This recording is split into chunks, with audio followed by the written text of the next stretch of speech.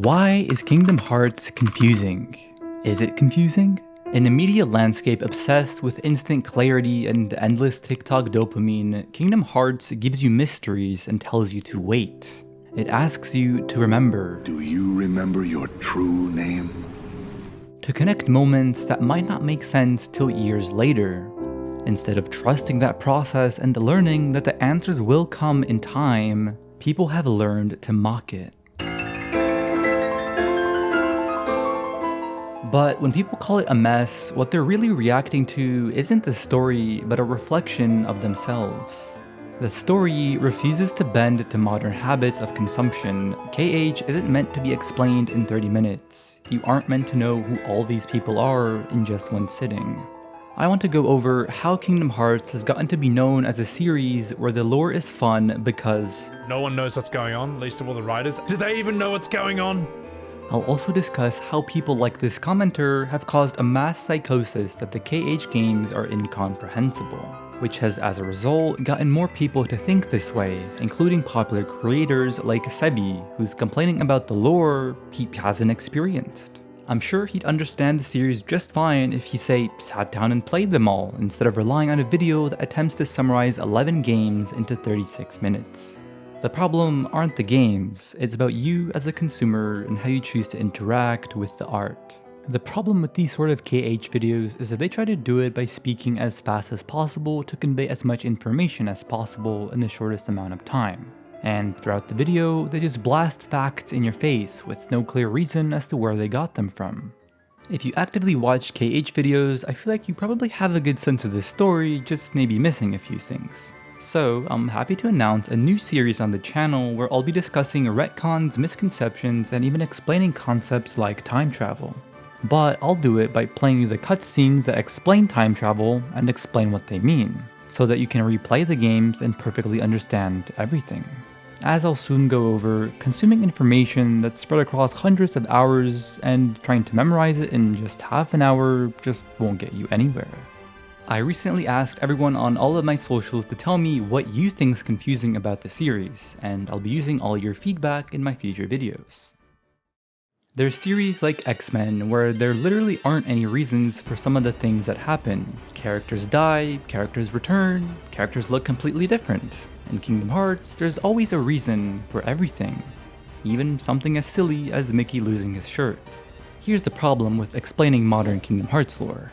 Not including re-releases, just the final version of each game, the latest entry, Melody of Memory, is the 14th game in the series. Imagine explaining the lore of 14 seasons of any TV show. And not just any TV show, but a show with a complex narrative that purposefully uses mystery and gaslighting to subvert audience expectations. Attempting to piece together the story and theorizing on what could come next is the entire point of leaving behind mysteries like the secret reports, like the secret endings. Requiring the audience to be patient is definitely a lot to ask, especially if what you're making isn't a Charlie Kaufman movie, so people don't expect everything to be so complex. They're a lot less likely to keep track of all the mysteries and feel like waiting for things to be explained. So I should just wait and see what happens? As long as you keep moving forward, you'll wind up somewhere. A lot of media nowadays is made in mind for a super casual audience. Netflix really likes to hold your hand and over-explain things to make sure the viewer understands. Games do this too, especially with exploration. They give you a million quest markers and tell you exactly where to go, even in open world games. Some gamers became fed up with this, and it's why games like Elden Ring succeeded so much. They don't have quest markers all over the map telling you where to go. You can kinda think of Kingdom Hearts lore like a Metroidvania 2. Normally, a piece of media has its own lore, and then the sequels build upon it, expanding the lore outside just the first game and takes it further. Then, they keep expanding and gradually build up the lore, extending further and further from the source material. Kingdom Hearts expands too, but in a different way. Instead of just building upwards during each new entry, it also builds around the starting point. And I don't just mean that some games take place before others, but you need to remember obscure elements from KH1 or 2 to deeply understand something later in the series and have a big "what" reaction. If you were to type in Kingdom Hearts timeline into Google, this would be one of your first results. This infographic right here is a great example on how not to make an infographic. You're trying to convey way too much information and it's not working. The only relevant information here would be the latest logo of each game, transforming the chart to look like this. If we were to add in the games that released after this chart was made, it would look like this.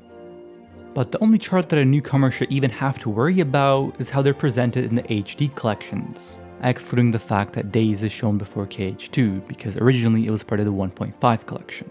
Although the games sort of are pieces of a bigger puzzle, going out of order still ruined the way certain reveals are meant to happen when experiencing the games in release order.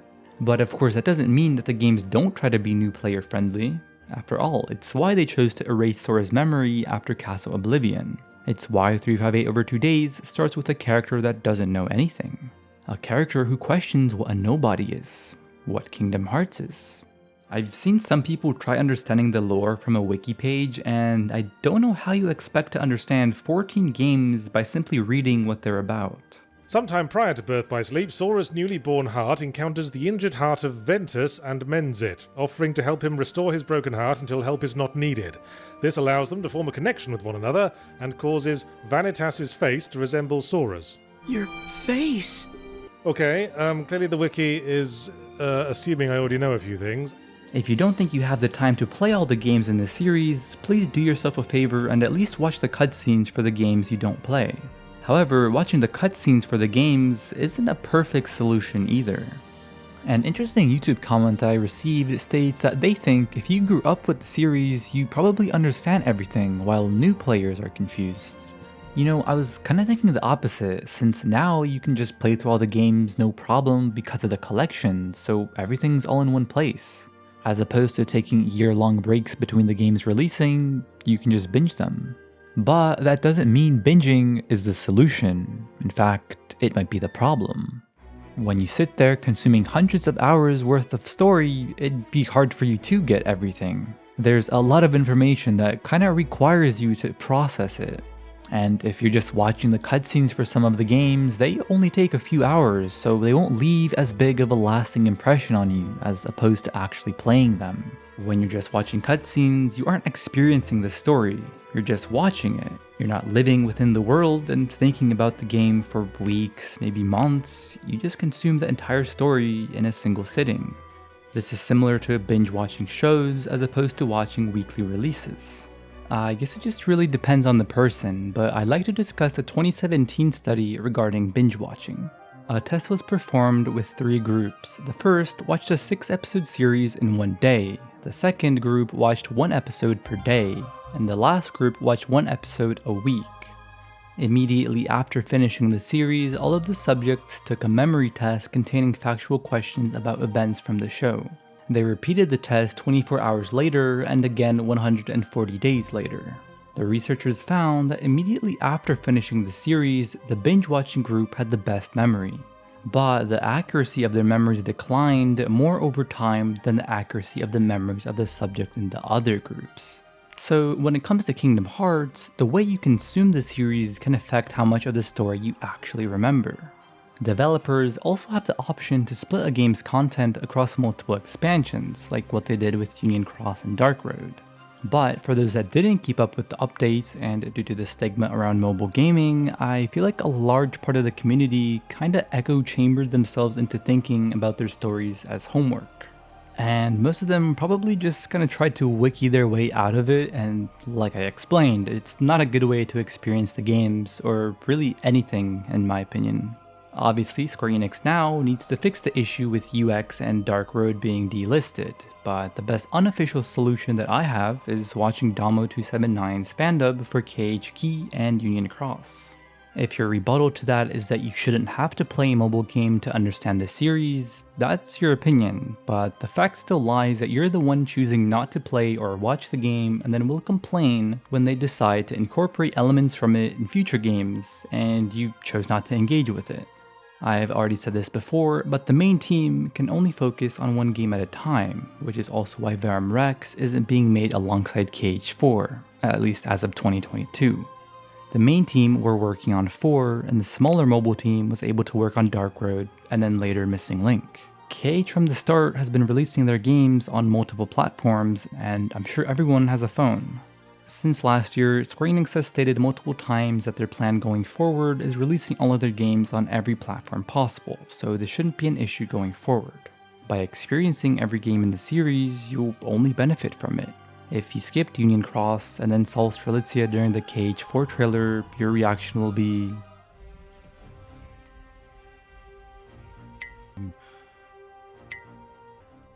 Wait! Who are you? But if you've seen Union Cross, your reaction might have been... Strelitzia! Strelitzia! Oh my gosh. Why is Strelitzia here? What's funny to me is that every time I see a newcomer to the KH series finish KH1, there's still people in chat telling them to start KH2. And I'm sure those same people glaze KH2 and then complain that the rest of the series is confusing. Like, do they not realize that they're actively trying to ruin someone's experience? And it's even funnier when someone finishes KH2 and then chat's asking them if they'll play KH3, like there isn't like 5 games in between those two. Alright, we've talked about people just watching the cutscenes and people reading wikis to get the lore, but let's say that seems too time consuming and someone just wants to know the entire series through a single video. Let's type in Kingdom Hearts lore explained and click the first result. And you'd get a video by someone who's played the first game, skipped Chain of Memories, and hasn't finished a single other game in the series. For some reason, people seem to really like this video, and there's still tons of reaction content being made off of it. And I don't know, maybe it's just not my sense of humor, but the video to me just kinda spits in the face of the story and it doesn't take it seriously at all. I don't understand what's happening. Which, funny enough, I'm sure there's a big portion of Kingdom Hearts fans that think the same way, so I guess it kinda works out for them.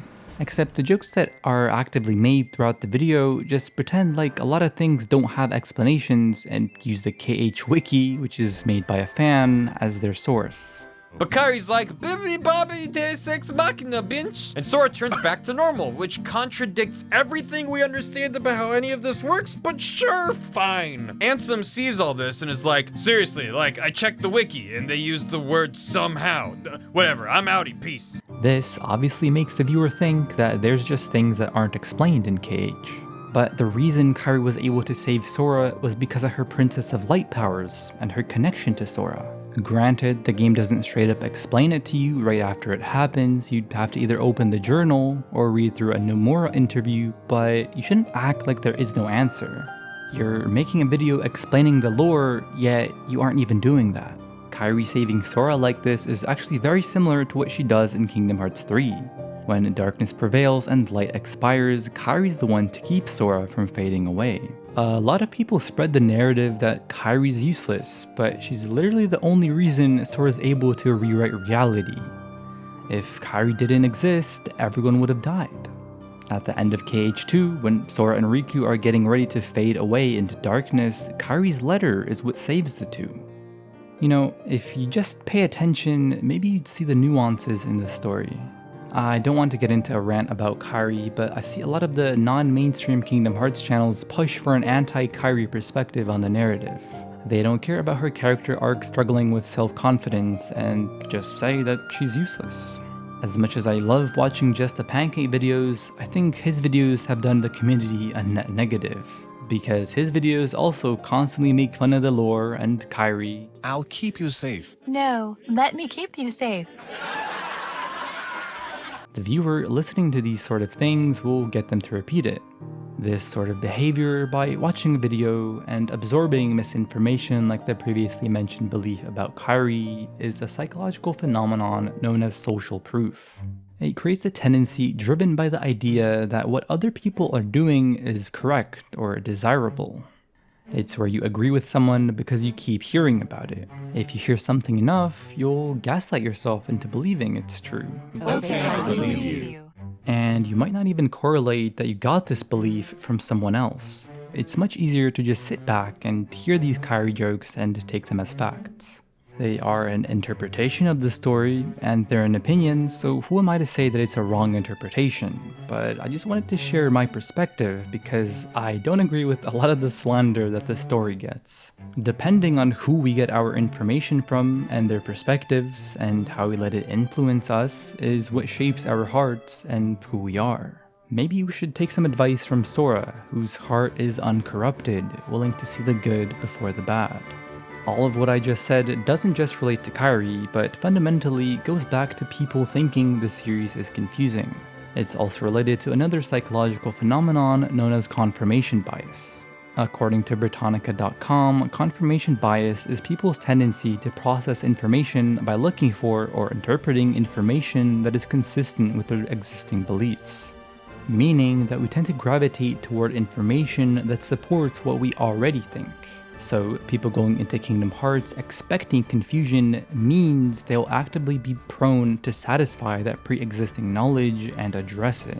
They encounter scenes that are deliberately made to be abstract and to be a cryptic teaser for what's to come, and take that information as, okay, I'm out, I see why I was told the games are confusing. I watched tons of reaction videos of people getting into Kingdom Hearts, but there's a few recent examples that perfectly support what I just said, one of which is Point Crow. 9? What are we counting down to? What is this place? What was the other place? There's a lot happening here. I'm more confused than I was before. Everything is coming back to me. The true.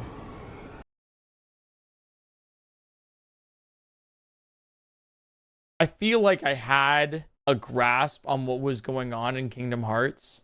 Now I don't know if I have a grasp on anything at all. Who am I? I don't know what was going on there. And you're not supposed to know. When you play KH2, you'll know exactly what the scene was referencing. When you play or watch Days, you'll get the context behind it even more. The Master of Masters expertly tells the fans what they're doing here. You think and think until you come to some convoluted conclusion. Then you get all worked up thinking that must be the answer. And if you don't understand something, you get all worked up concluding that there is no answer. But the answer will come in time. While finishing editing, Point Crow got up to the ending of KH2 and proved my point. Although he was initially confused by the teaser, with chat affirming him, saying things like, "This is why we think the games are confusing. If you just keep playing, the answers will come to you." Oh, that's so cool, man. That's so neat. There's no theorizing here. It's all answers. It's just all answers. Like, this is what we've been wondering since the start. Since the end of Kingdom Hearts 1 when we saw that secret cutscene. We were like, what the hell's going on? Obviously no hate to Point Crow, but I hope you can kind of see how dramatizing how complex the lore is can negatively affect someone's playthrough. I'm sure Point Crow will be fine, but the same can't be said for others, and in fact, it can be a reason for someone not wanting to get into this series.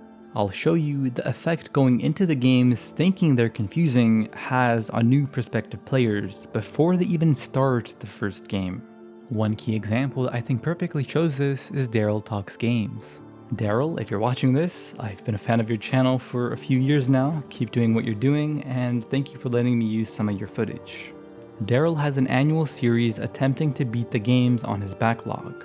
For 2025, he decided to have his community choose the games he had to play for the year, and I think you can guess what one of those games was.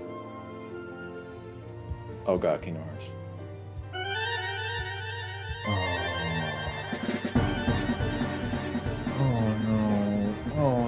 Oh no, that was only before we had even got to 1.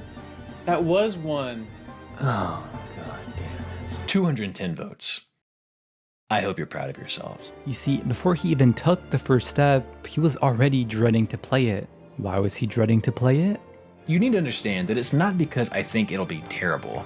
It's because this is the franchise we are talking about here, so if God forbid I like it, well, this is an iceberg that I may drown trying to swim down. So, I go in with my heart closed. I refuse to get too into this game, and I refuse to care about the lore or even try to understand what is happening.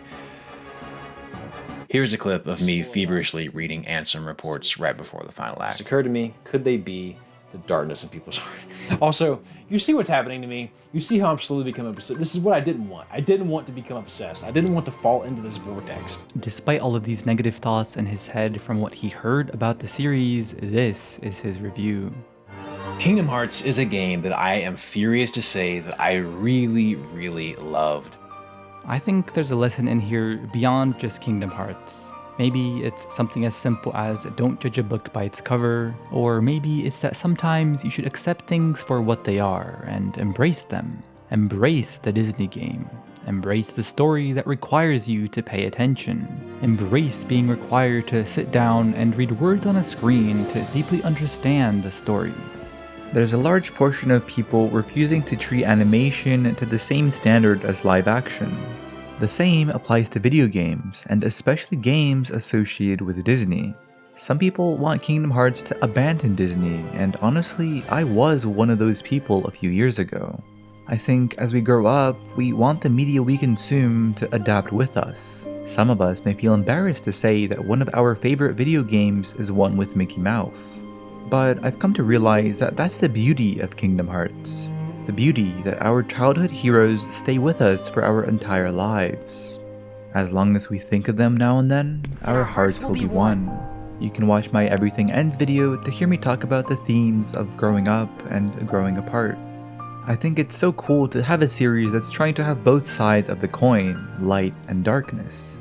Light with cute Disney worlds, and darkness with scientists that experiment on children, wars fought by children, and workers being told they have no heart so they're subordinate. Play the games because they interest you. If you're not interested, maybe take a step back from this series. There's a phrase that the Polish movie critic Tomasz Raczek likes to say that I think a lot of people should consider. When you watch a movie, you watch 50% of it on the screen. The other 50 is a projection of your own sensitivities. What I see this meaning is that what you take away from the media you're watching depends on a lot of pre-existing factors. As I said before, if you painted a picture in your head that the series is supposed to be confusing and it throws mysteries at you, you're going to take those mysteries and interpret them as the convoluted mess people told you about. And maybe by trying to be mysterious and having a narrative that keeps connecting, sometimes results in the puzzle simply not connecting for everyone. You could say it's a narrative flaw if the audience is left confused, that the creators failed at conveying the message. And that could be true, but the answer is subjective.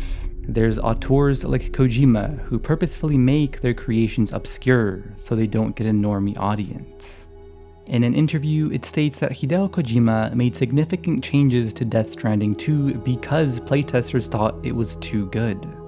According to Kojima, if everyone likes your work, it means it's mainstream. It means it's conventional. It means it's already pre-digested for people to like it. I don't want that. I want people to end up liking things they didn't like when they first encountered it, because that's where you really end up loving something. I can make an entire video dedicated to discussing why a lot of people seem to hate KH3 when it first came out. I think the important thing is just not to skip anything, and if you don't understand something, maybe try rewatching the scenes you found confusing instead of continuing. Because if you skip understanding something like time travel, and they mention time travel again, you'll subconsciously think that you're just not going to understand it, instead of trying to let the game explain it again. I also think time travel specifically is something everyone just decided to agree is confusing, when in reality, I think it's pretty straightforward, especially in Kingdom Hearts 3. I really hope you decided to spread this video to the friends you chat with, streamers, or anyone else. By doing so, you're contributing to help end the false narrative and hopefully help people realize that maybe it's not about the games, but about them, and how they choose to interact with Kingdom Hearts as an art form.